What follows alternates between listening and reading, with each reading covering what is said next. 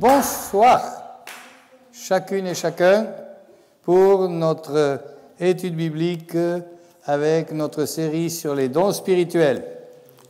Vous vous souvenez que la dernière fois, nous avons parlé du don de la foi, et nous avons vu que c'était un vaste sujet, parce qu'en fait, il y a la foi sans laquelle il est impossible de plaire à Dieu, la foi par laquelle nous sommes sauvés, et la foi qui est ensuite un don dont nous avons parlé, qui permet de faire des miracles ou des choses extraordinaires que nous ne pouvons pas faire.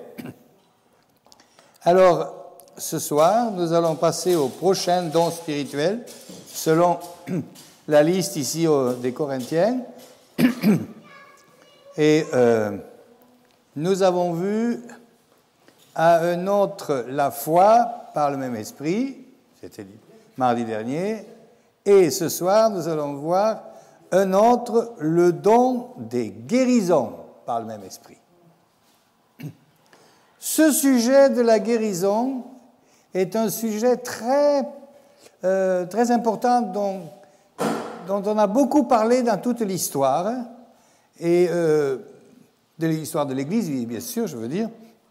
Et en fait, cela revient toujours à nouveau, parce que ça touche à un vrai problème. La foi, ça nous semble peut-être un peu plus abstrait, n'est-ce pas? Parce que, bon, même si c'est tout aussi concret que la guérison, mais avec la guérison, on est plus touché parce que quand on est malade, eh bien, on a besoin d'être guéri.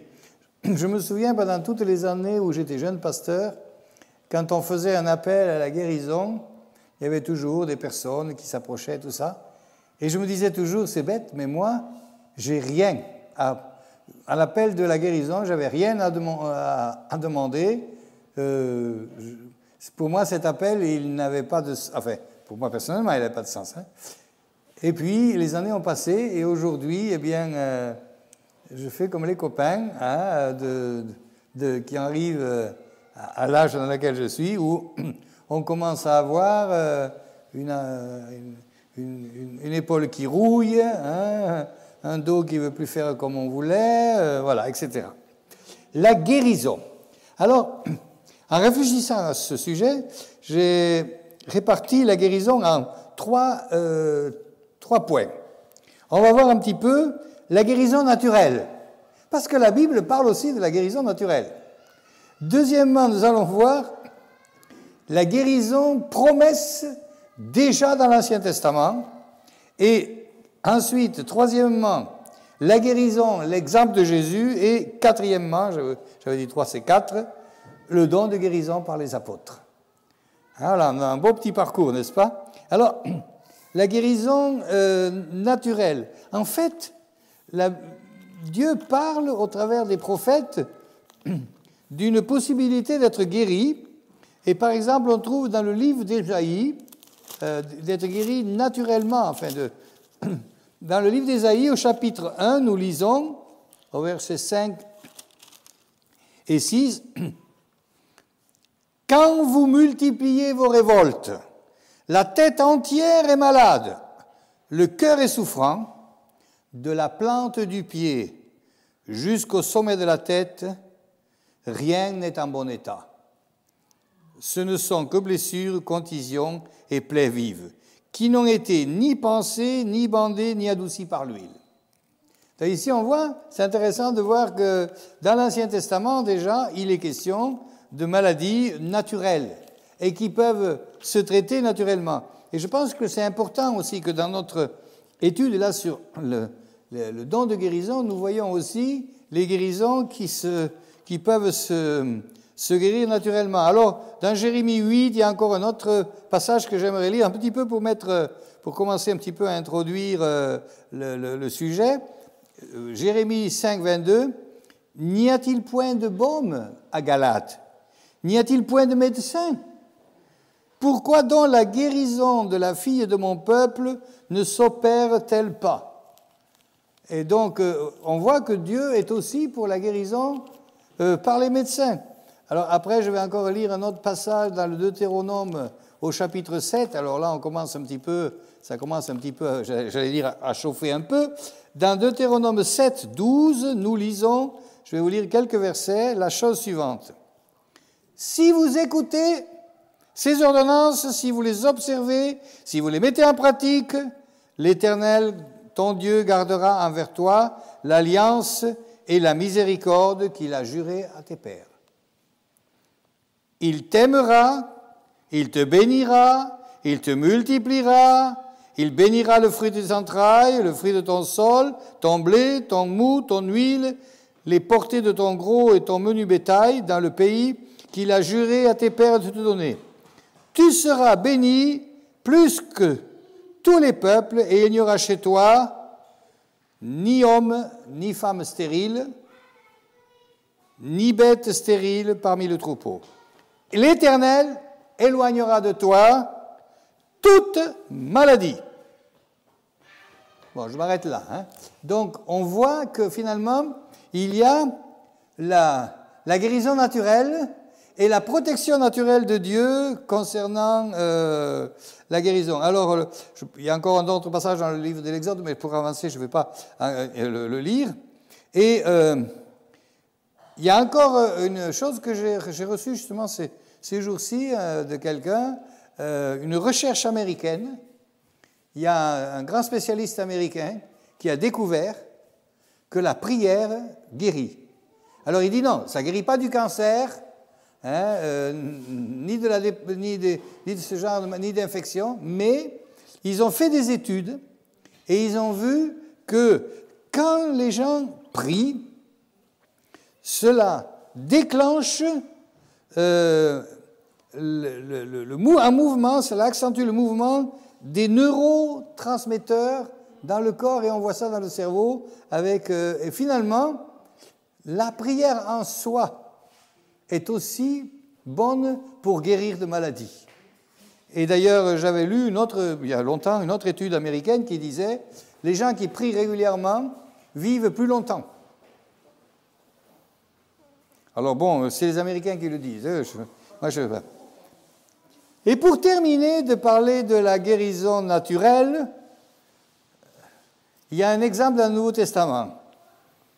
Qui saurait dire un exemple de soin naturel qu'on trouve dans le Nouveau Testament?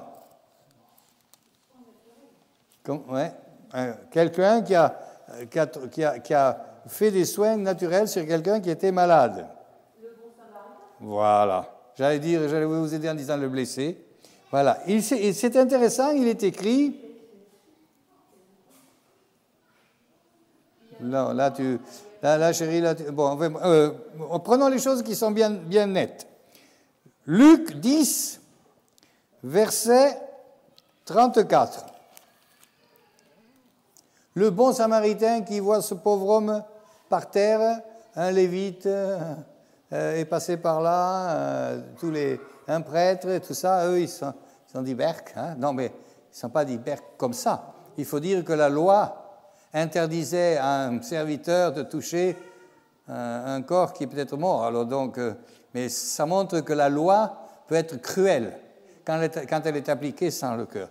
Mais ici, nous avons donc ce bon samaritain. Alors Jésus fait une petite provocation quand même là, en disant un bon samaritain, justement, ceux qui étaient considérés comme les mauvais chrétiens, là justement, là, vous savez, ceux qui ne sont pas très clairs dans l'Église, là, on dit oui, lui, elle n'a pas encore bien, tu vois, Charlie, il n'est pas encore tout à fait, donc voilà. Non, c'est ce que le Seigneur est en train de dire. Et qu'est-ce qu'il dit? Il s'approcha de l'homme, il banda ses plaies en y versant de l'huile et du vin. À ce moment-là, on ne connaissait pas les désinfectants, le gel hydroalcoolique n'existait pas, et donc on désinfectait avec du vin et on mettait de l'huile pour enlever la piqûre, ce que ça piquait. Donc, voilà, pour la guérison naturelle, nous avons dans la Bible quand même des exemples. Donc, il n'y a pas de médecin ici, mais aller voir le médecin n'est pas contre la foi dans la guérison divine. Voilà, c'est ce que je voulais dire, parce que c'est important de le remettre. Vous savez qu'on a eu un scandale dans les temps anciens ici. C'était d'ailleurs une arrière-grand-tante de Samuel et Edwige que nous avons adopté chez nous. Ça s'est passé à Torcy. Et une femme ne pouvait pas avoir d'enfant. Elle avait eu une opération, ce qu'on appelait à ce moment-là la totale. Elle ne pouvait pas avoir d'enfant, elle en voulait. Et puis, à ce moment-là, ici, dans la région, il y avait beaucoup de gens qui vivaient des miracles. On a prié pour elle et elle a eu un bébé. Et puis après, elle en a eu encore plusieurs. Et un jour, cet enfant, donc c'est un miracle, impossible. Un jour, cet enfant est tombé malade de la méningite. Et elle a eu le réflexe. Alors, il faut se remettre dans ce temps où on était dans l'église, où on croyait qu'à la guérison, et où la guérison naturelle, c'était même plus envisageable et tout ça. Elle dit non, mais le Seigneur m'a donné miraculeusement cet enfant, je ne pouvais pas en avoir, il ne va pas mourir. On va y aller par la foi, on ne va pas aller voir le docteur, par la foi. Alors, le problème, c'est que l'enfant est décédé. Et donc là, le pasteur, qui était le pasteur Jackson, a été renvoyé dans son pays, même s'il n'était pas directement responsable, mais parce qu'il n'avait pas empêché ça, et ça a fait tout un scandale, parce qu'on a cru, voilà. Mais il faut, alors là, aujourd'hui, rétroactivement, on peut porter un jugement sur ça. Est-ce que c'est bien, est-ce que c'est pas bien? Oui. Et je me rappelle, quand on avait les enfants, là, il y a une dame, une sœur qui est partie dans la gloire, qui s'appelait Colette Bevin, qui a eu l'occasion de lui reparler. Elle lui dit, mais qu'est-ce que tu dis, toi, aujourd'hui, après tout ça? Parce que c'était des amis de ce moment-là, ils avaient vécu de grandes choses. Elle dit, avec ce que je sais, je pense autrement. Mais avec ce que je savais à ce moment-là, je referais pareil, parce que j'étais persuadé que c'était juste. Voilà. Et c'est pour ça que c'est difficile, quand nous, aujourd'hui, on va porter un jugement sur quelque chose qui est évident. Pour nous, aujourd'hui, c'est évident que c'est une bêtise. Voilà. Mais c'est seulement pour dire qu'il y a eu des excès, et d'ailleurs, on parle ici, j'ai pris celui de Torcy, mais ma belle-mère m'en a parlé plus une fois, dans les montagnes, pas loin de là où la maman de Anne est née, il y a eu aussi un cas pareil. Parce qu'à ce moment-là, il y avait tellement de miracles dans l'Église. Et d'ailleurs, c'est ce qu'il faut faire attention dans les endroits, je vois en Afrique, où Dieu guérit beaucoup. Parfois, on peut tomber aussi dans ce travers de dire, si tu n'es pas guéri, c'est que tu n'as pas la foi, ou si tu n'es pas guéri, c'est que tu as peut-être fait un péché, ou etc., etc. C'est très, très dangereux. Je voulais quand même le dire, parce que nous voulons nous inciter nous-mêmes à croire. Alors, concernant la guérison, il y a un verset incontournable que je voulais dire encore dans ce sujet de la guérison de l'Ancien Testament. On en a parlé, on en a entendu parler maintenant quand tout le monde était confiné sur le chose. Il y a un passage dans la Bible où il y a une promesse grandiose de Dieu sur son peuple. C'est à l'inauguration du temple. Salomon est en pleine fête, la gloire de Dieu se manifeste. Et lui, à un moment donné, au milieu de cette gloire, il dit au Seigneur, oui mais Seigneur, je connais mon peuple. Ils vont certainement pas toujours être obéissants comme ils le sont aujourd'hui. Comme dans l'Église. Dans l'Église, on n'a que des saints avec un grand S. Et quand ils sortent de l'Église, après, c'est saints avec un grand S ou un petit S. Et parfois, après, on enlève le A, le I. Bon. Et voilà. Et donc, et là, Dieu dit à Salomon, vous connaissez cette phrase, c'est aussi un chant que chantait Jeunesse en Mission dans les temps anciens, 2 Chroniques 7, 14, « Si mon peuple, sur qui est invoqué mon nom, s'humilie, prie, cherche ma face, s'il se détourne de ses mauvaises voies, je l'exaucerai des cieux, je lui pardonnerai son péché et je guérirai son pays. » Et nous chantons ce cantique, nous le citons, mais j'ai remarqué un petit problème de nous, hein, nous. Je ne dis pas vous, je dis nous. Hein. On oublie cet aspect. S'il se détourne de ses mauvaises voies. S'il se détourne de ses mauvaises voies. Et ça, ce terme-là de l'Ancien Testament, c'est le terme que nous trouvons dans les Actes des Apôtres, repentez-vous. le mot grec pour se repentir veut dire se détourner, changer de cap. Voilà. Mais je voulais seulement dire ça comme ça en passant. Et puis, une dernière, pour passer au Nouveau Testament, une dernière engagement que Dieu a donné dans l'Ancien Testament, dans le tout dernier livre de l'Ancien Testament, il y a une magnifique promesse qui est, à mon avis, prophétique pour la fin des temps, sur justement la restauration. Voici, je vous enverrai Élie le prophète, avant que le jour de l'Éternel arrive. Quand l'Ancien Testament parle de Élie le prophète, il parle du Messie. C'est toujours ce que ça veut dire. Ce grand jour, il ramènera le cœur des pères à leurs enfants et le cœur des enfants à leurs pères, de peur que je ne vienne frapper le pays d'interdit. Et ici, dans le texte hébreu, c'est ramener le cœur, c'est reconstruire, faire une guérison des cœurs. Voilà. Donc ça, c'est la promesse que nous avons pour la guérison. Alors maintenant, rentrons dans le Nouveau Testament. Donc ça va, vous avez vu, guérison naturelle, promesse de l'Ancien Testament. On ne peut pas dire que je ne suis pas allé fouiller dans la Bible, hein, voilà. Et maintenant, nous avons le Nouveau Testament. Et le Nouveau Testament, c'est, comme nous le savons, la guérison miraculeuse devient le sujet maître des évangiles. Mais j'aimerais que nous regardions comment Jésus va introduire le temps des miracles. Parce que c'est Jésus, finalement, hein, qui est venu introduire le temps des miracles. Et il dit,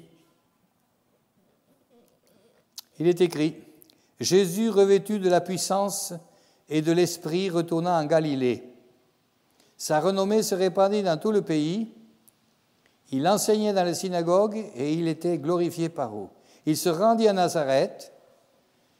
Selon sa coutume, il entra dans la synagogue, il se leva pour faire la lecture. On lui remit le livre d'Ésaïe, l'ayant déroulé, il trouva l'endroit où il était écrit « L'Esprit du Seigneur est sur moi, parce qu'il m'a oint pour annoncer une bonne nouvelle aux pauvres. Il m'a envoyé pour guérir ceux qui ont le cœur brisé, pour proclamer aux captifs, on pourrait dire aux démoniaques, la délivrance, aux aveugles, le recouvrement de la vue, pour renvoyer les libres les opprimés, pour publier une année de grâce du Seigneur. » Et là, il roule le livre, alors que le livre d'Ésaïe qu'il est en train de citer parle après du jugement, etc., ce qui va encore revenir. Hein. Nous sommes en route pour ça. Et donc ici, Jésus ouvre directement le temps de l'annonce de l'Évangile, le temps de l'annonce de la rédemption, le temps de la connaissance du pardon des péchés. Il ouvre cela en disant, c'est le Saint-Esprit qui va le faire sur moi. Par ces paroles, Jésus initie son ministère. Et puis alors après, là, on a beaucoup de versets, mais c'est pas difficile. Quand vous lisez l'Évangile, Jésus va guérir quelqu'un, vient de guérir quelqu'un, a guéri quelqu'un, tout tourne autour de ça. Tout tourne autour de ça.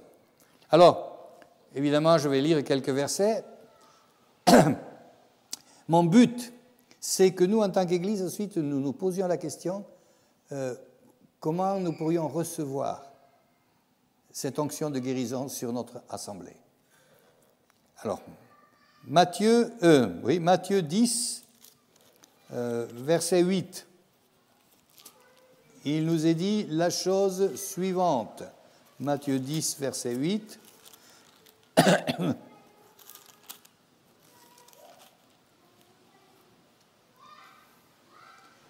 Puis il leur dit, « Le royaume des cieux est proche, guérissez les malades,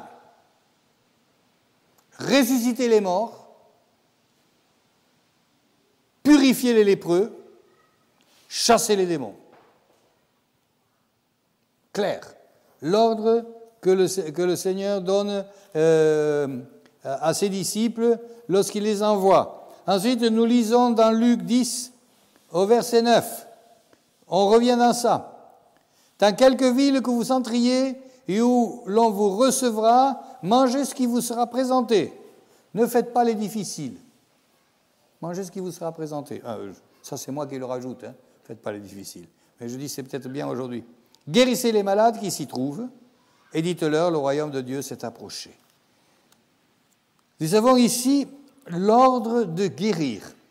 Et puis, ensuite, nous voyons que... alors, Jésus, il présente la guérison comme l'élément de conviction pour la crédibilité de l'Évangile. C'est ce qui m'a frappé lorsqu'on regarde les guérisons dans les Évangiles. Jésus, il présente ça comme le signe qu'on peut croire à l'Évangile. Allez, prêchez et dites, le royaume des cieux est proche. Guérissez les malades, ressuscitez les morts, purifiez les lépreux, chassez les démons. Vous avez reçu gratuitement, donné gratuitement. Ah non, ça c'est ce que je viens de lire, je croyais que Luc disait la même chose. Non, Luc 10, excusez-moi, Luc 10, verset 9, il semblait qu'il y avait autre, normalement Le royaume de Dieu s'est approché de vous.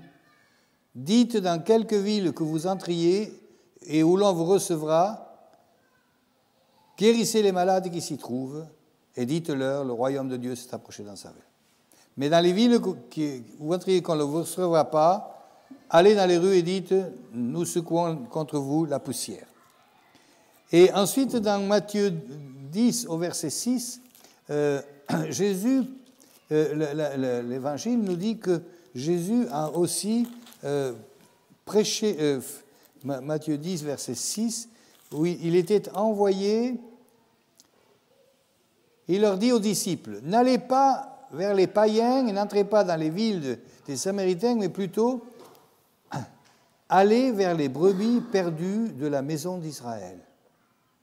Il y avait des perdus dans la maison d'Israël.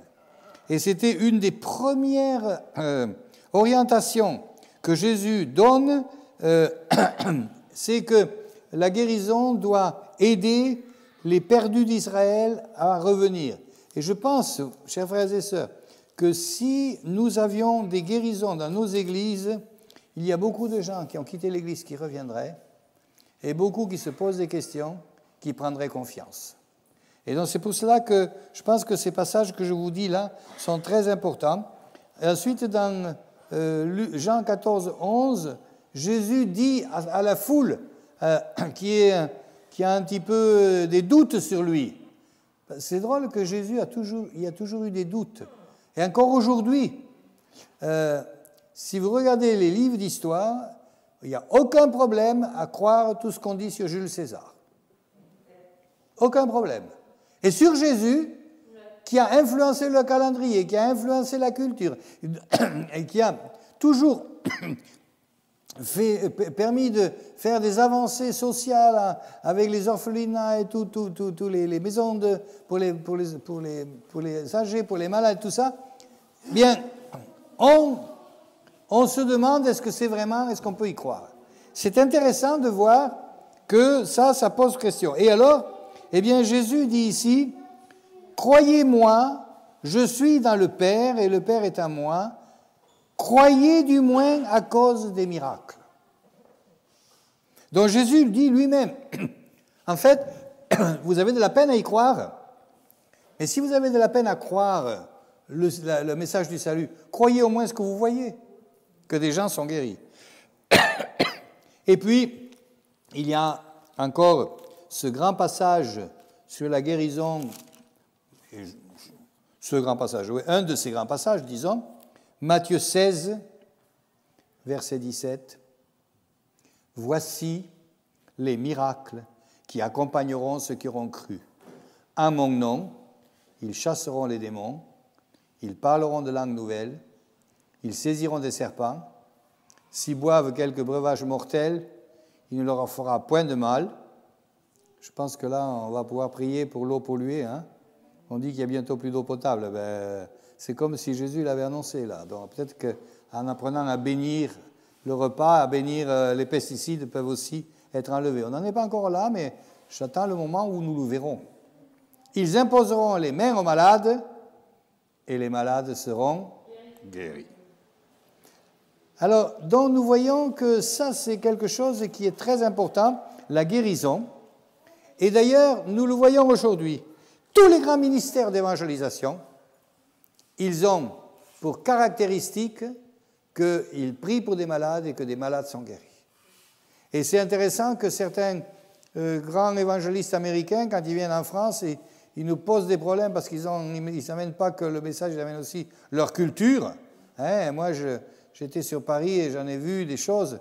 Mais ce qui m'a toujours interpellé, ces ministères qui font des choses qui ne me conviennent pas, parce que c'est trop américain, parce qu'on n'est pas habitué à dire tu donnes au Seigneur et le Seigneur te le rend, tu sèmes, tu seras béni. Ce n'est pas notre discours à nous.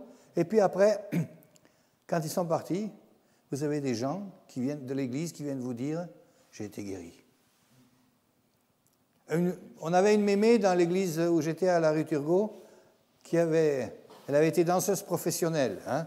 Son mari avait été pianiste de Jacques Brel, donc c'était quelqu'un qui était bien dans le showbiz, et elle avait un problème de genou, et je ne sais pas si elle a la hanche aussi, elle avait 75 ans à peu près, et ça la faisait énormément souffrir, et puis elle qui a toujours fait du mouvement toute sa vie, ça commençait à devenir difficile.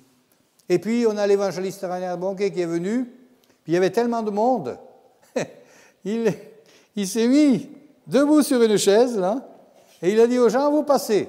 Et les gens passaient, sois guéri, sois guéri, sois guéri, sois guéri. Ça, c'était un peu la séance de guérison industrielle, j'allais dire. Hein. Et je me suis dit, ouais, bon, je veux bien y croire, mais là, ces gens qui passent à toute vitesse, il a à peine le temps de mettre la main, ils sont déjà passés. Et cette mémé vient nous dire, à la fin de la réunion, ma douleur que j'avais depuis tant de temps, elle est partie. Je peux maintenant bouger tout ça. C'est Dieu qui fait ça. Vous voyez, donc, mais bon, lui, pour le coup, c'était un Européen, puisque Reinhard Bonnke était un Allemand, mais enfin, il était plus avec les Américains et les Africains qu'avec les Européens. Et ainsi, nous voyons qu'il est important que nous mettions notre foi à ça.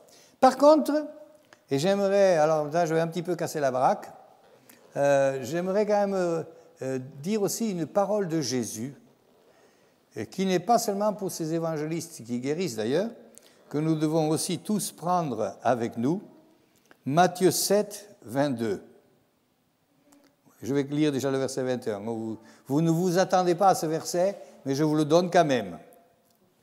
Ceux qui me disent « Seigneur, Seigneur », n'entreront pas tous dans le royaume des cieux, mais seulement celui qui fait la volonté de mon Père qui est dans les cieux. Plusieurs me diront à ce jour-là, « Mais Seigneur, n'avons-nous pas prophétisé pour ton nom? N'avons-nous pas chassé des démons pour ton nom? N'avons-nous pas fait beaucoup de miracles par ton nom? » Et je leur dirai, ouvertement, je ne vous ai jamais connu, retirez-vous de moi. Et vous savez, il y a beaucoup de gens qui se disent, est-ce que ça pourrait être moi? Comment je peux savoir et tout ça? Il faut lire le verset jusqu'au bout et on a la réponse. Vous savez qui est concerné pour ça? Les charlatans. La Bible dit, vous qui commettez l'iniquité. Tout simple. Et alors, cherchez après, on fera une étude biblique sur ce qu'est l'iniquité, c'est-à-dire qui vivait dans le péché. Et ici, nous voyons que Jésus, mais quand même, après avoir appelé à guérir les disciples à guérir, après avoir envoyé tout ça, après avoir annoncé que la guérison sera le signe qui rendra l'évangile crédible, miracle et intégrité ne peuvent être dissociés. Miracle et intégrité ne peuvent être dissociés. Et la grande question que l'on peut se poser aujourd'hui, c'est est-ce que cette intégrité ne manque pas au milieu de nous? Quand on écoute Samuel Peter Schmidt, lui, il en met plein la dose, mais il y en a d'autres qui disent il faut penser peut-être que ça ne suffit pas de dire « Seigneur Jésus, je t'aime. Seigneur, tu vois, je suis faible. Seigneur, tu vois, c'est comme ça, j'aimerais, mais j'y arrive pas. » Ça ne suffit pas. Il faut l'intégrité. Voilà, ça c'était... Maintenant que j'ai mis la douche froide, maintenant, on va terminer en beauté. Et pour terminer en beauté, qu'est-ce qu'on va faire? On va aller dans les Actes des Apôtres. Alors là, dans les Actes des Apôtres, on est servi. On est servi. Et dans les Actes des Apôtres, nous allons voir déjà le premier miracle dans les Actes des Apôtres, de guérison. Connaissez-vous le premier miracle de guérison dans les Actes des Apôtres? Non, ma chère, ce n'est pas une femme. Pierre et Jean montaient ensemble au temple à l'heure de la prière. C'était la 9e heure. Il y avait un homme boiteux de naissance qu'on portait et qu'on plaçait tous les jours à la porte du temple appelé la Belle. Probablement qu'il a vu passer Jésus aussi, lui. Pour qu'il demande l'aumône à ceux qui entraient dans le temple. Et vous voyez, là, on peut s'imaginer, on s'est posé la question, pourquoi Jésus ne l'a pas guéri? Mais lui, il ne venait pas pour chercher la guérison, il venait chercher l'aumône. Et quand les disciples passent, Pierre et Jean le voyant, ils leur demandent l'aumône. Attends, mais t'as pas entendu ce qui se passe? Il y a des gens qui sont guéris et toi... Mais non, l'aumône. Il était content comme ça, pourvu qu'on lui donne l'aumône. Et là, Pierre lui dit, mon pauvre gars, je n'ai ni argent ni or. J'ai oublié ma carte bancaire, je n'ai pas de chéquier. Mais ce que j'ai, je vais te le donner. Voilà l'aumône que je donne. Au nom de Jésus, lève-toi et marche. Et au même instant, il se leva. Ensuite, dans les Actes des Apôtres, chapitre 5, alors maintenant, j'aimerais édifier notre foi dans l'idée que l'Église doit retrouver les dons de guérison. Acte 5, verset 14 et suivant. Le nombre de ceux qui croyaient au Seigneur, hommes et femmes, augmentait de plus en plus, de sorte qu'on apportait les malades dans les rues, qu'on les plaçait sur des lits et des couchettes, afin que lorsque Pierre passerait, son nombre au moins en couvre quelques-uns. On voit qu'ils n'avaient pas un arrière-fond catholique, là, hein, parce que nous, en tant que catholiques, on dirait « ça, c'est de la superstition, ça, c'est de la magie. Hein, Et la multitude accourait aussi des villes voisines à Jérusalem, amenant des malades et des gens tourmentés et des esprits impurs, et tous étaient guéris. Aujourd'hui, quand nous avons une guérison, c'est très exceptionnel, si quelques-uns sont guéris. À ce moment-là, c'est « et tous étaient guéris ». Après, alors ça y est, j'espère que maintenant on rentre dans cette foi, dans cette vision. On veut la guérison va venir. On va prendre l'exemple de Philippe. Philippe était diacre. Et on parle de 2 diacres qui ont eu des grands ministères. C'est Philippe et Étienne. Bon, Étienne est moins intéressant pour nous. Hein? Le pauvre. Hein? Pauvre de nous, hein? Vous savez, c'est ce que j'ai lu sur les chrétiens persécutés. On ne comprend pas, nous, que les chrétiens persécutés n'aient pas peur, comme nous avons peur. On ne comprend pas que dans l'Église première, quand les chrétiens étaient mis dans les lions, à partir du moment où le frère et la sœur commençaient à être déchiquetés, ils louaient le Seigneur et disaient « Seigneur, quand serons-nous aussi auprès de toi ?» Ça n'a pas tardé. Mais comment ont-ils pu chanter des cantiques? On lit dans les livres d'histoire d'ailleurs que Néron n'a pas supporté ça. Il chante alors qu'il devrait crier à la mort. Ça, c'est un miracle. Et nous lisons ça aussi dans l'histoire de l'Église persécutée. Comment ces chrétiens, et aujourd'hui encore, comment des chrétiens peuvent tenir tête. J'ai lu un témoignage en Iran. Un pasteur, il a été torturé, il a été relâché, il continue à tenir tête et dire « Je crois au Seigneur Jésus ». Et il prie pour les malades. Et ça, vous savez, chers frères et sœurs, il faut voir Étienne pour cela. Mais on ne va pas rester avec Étienne parce que nous, on a envie de vivre comme... Je préfère vivre comme Philippe. Je vous avoue que maintenant, à y être, peut-être au ciel, je changerai d'avis, mais pour le moment, laissez-moi dans les mains de Philippe et je vous laisse dans les mains d'Étienne. Hein? Parce que Philippe, il est écrit, donc, acte 8, Philippe étant descendu dans la ville de Samarie, il prêcha le Christ. Les foules tout entières étaient attentives à ce que disait Philippe lorsqu'elles apprirent et virent les miracles qu'il faisait. Car des esprits impurs sortirent de plusieurs démoniaques en poussant de grands cris, et beaucoup de paralytiques et de boiteux furent guéris. Alors, ça c'est le problème de la délivrance. Dès qu'on est dans l'église, et puis si jamais il y a une délivrance qui se passe, et que la personne commence à avoir des comportements, qu'est-ce qu'on fait? On la prend vite dans l'arrière-salle. Il ne faut pas que les enfants voient, il ne faut pas ci, il ne faut pas ça. Apparemment, Philippe, que les enfants le voient ou pas, qu'on pense ce qu'on voudra, il ne s'en est pas trop soucié. Chers frères et sœurs, peut-être que c'est quelque chose que nous devons aussi, une dimension que nous devons acquérir. Alors vous allez dire, oh là là, mais où est-ce qu'on va avec un tel message? Eh bien, si on rejoint Philippe, c'est pas trop mal, n'est-ce pas? Donc, et il y eut une grande joie dans cette ville.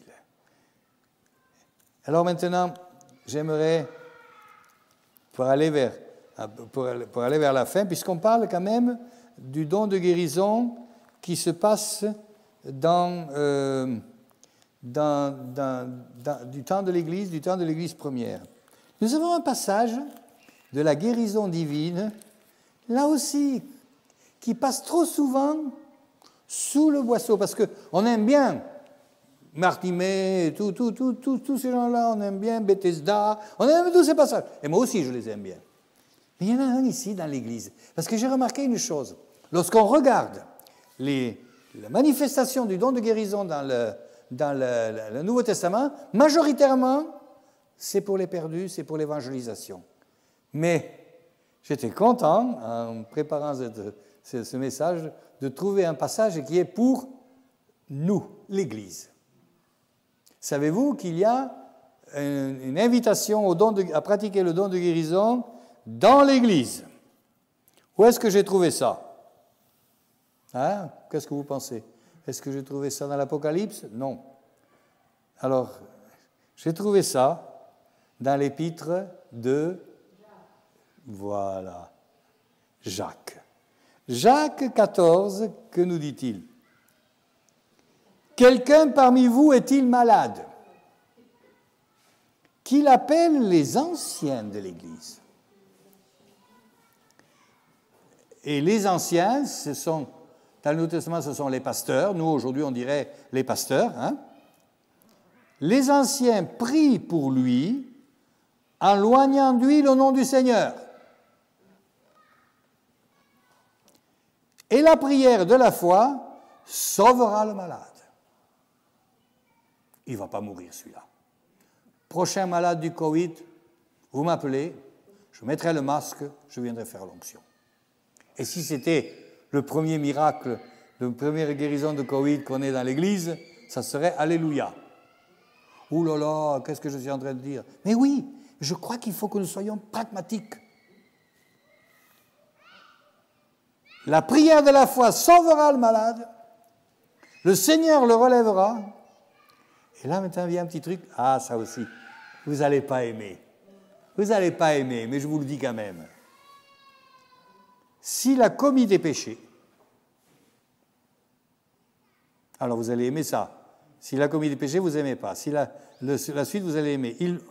Il sera pardonné. Là, de nouveau, vous n'allez pas aimer. Confessez donc vos péchés les uns aux autres et priez les uns pour les autres afin que vous soyez guéris.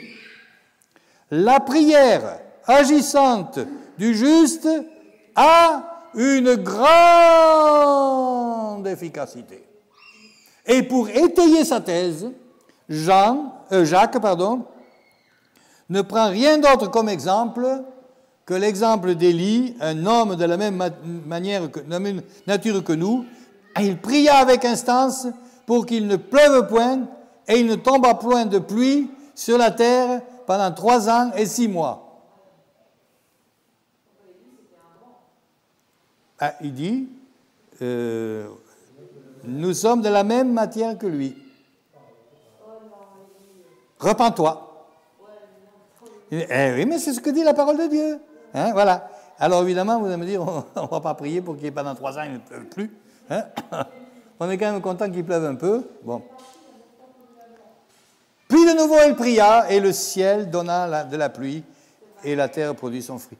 Donc ici, ce que nous dit ici ce passage, c'est que dans l'Église, la prière pour les malades doit se faire aussi, mais peut-être pas de la même manière que dans l'évangélisation. Et c'est pour cela que moi, je pense qu'ici, il y a quelque chose que nous n'avons pas toujours très bien compris. Quand des inconvertis viennent, on exige d'eux. Voilà, il n'y a pas très longtemps, il y a quelqu'un qui est venu, qui est dans le péché d'homosexualité. Hein? Voilà. Et nous l'avons accueilli, vous ne savez pas, c'est bien que vous ne sachiez pas. Et puis, on a invoqué le nom du Seigneur sur elle. On ne lui a pas dit, oulala, en plus, elle vient avec son partenaire, la personne, oh là là. Non, on a dit, ce n'est pas à nous de juger. Ce n'est pas à nous de juger. Mais si elle demande la guérison, on priera pour la guérison. Ce n'est pas la même chose pour ceux qui sont dans l'Église.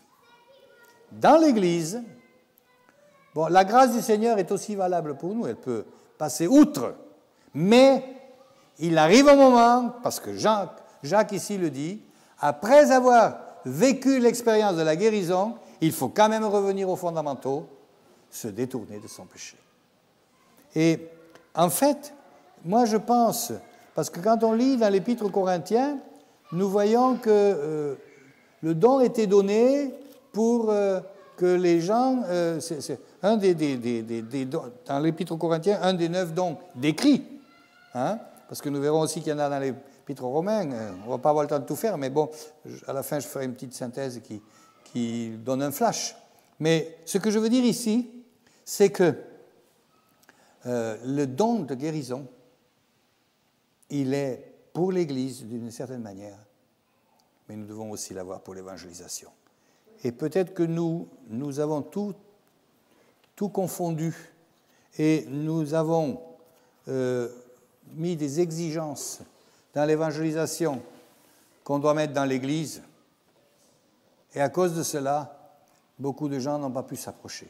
Et ma prière, c'est que que l'Église soit ointe de l'onction du Saint-Esprit, mais souvenez-vous qu'il y a aussi un comportement que les chrétiens doivent avoir, qui sont responsables. Et je prie le Seigneur qu'il nous aide à retrouver ce don de guérison. Et j'aimerais vous inviter, les uns et les autres, quand vous évangélisez, quand vous avez des voisins ou des voisines qui sont malades, vous n'avez pas besoin de dire « le pasteur va venir prier pour vous ». Vous pouvez, certes, mais vous pouvez aussi « écoute, je prie pour toi, pour que le Seigneur te guérisse ». Et le Seigneur le fait. Et j'attends d'entendre des témoignages d'hommes et de femmes qui viendront à l'église en disant « la sœur un-telle, le frère un-tel a prié pour moi et j'ai été guéri ». Et puis on dirait « quoi ? Mais c'est pas un pasteur, mais c'est une petite personne. Oh, elle a des gros défauts en plus ». Laissons les gros défauts dans les mains du Seigneur. Et nous devons nous juger nous-mêmes devant le Seigneur, comme le dit le moine de Sainte-Seine, que chacun s'éprouve soi-même et ensuite qu'il prenne la Sainte-Seine. Trop souvent, on ne s'éprouve pas soi-même, on éprouve le voisin à côté. Bon, il faut dire que le voisin à côté nous a tellement énervés. Hein? Voilà. Chers frères et sœurs, j'espère ce soir vous avoir amené à proximité la possibilité de vivre cette guérison que le Seigneur voudrait donner surnaturelle. Seigneur mon Dieu, nous sommes dans une vie naturelle et Seigneur, tu nous appelles à exercer un ministère surnaturel. Et je veux te prier, Seigneur, pour mes frères et sœurs ici présents. Je te prie aussi pour tous ceux qui vont entendre cette étude et qui vont se poser la question, est-ce que je peux, est-ce que je dois? Et Seigneur, rends ton peuple téméraire, pur, fidèle, intègre, pour qu'ensemble, nous puissions proclamer la bonne nouvelle et que ton Église puisse grandir. Seigneur, nous te remettons aussi maintenant ce temps de pandémie dont on ne sait pas ce qu'il faut en penser avec tout ce qui nous est dit de contradictoire tous les jours. Mais Seigneur, une chose est certaine, et ça, ce n'est pas contradictoire, ma vie t'appartient et tous les jours de ma vie sont écrits dans ton livre avant qu'aucun d'eux n'existât, comme le dit le psaume 129, et nous voulons, avec cette foi intérieure et avec cette certitude de te rencontrer un jour, vivre dans la paix et dans la joie.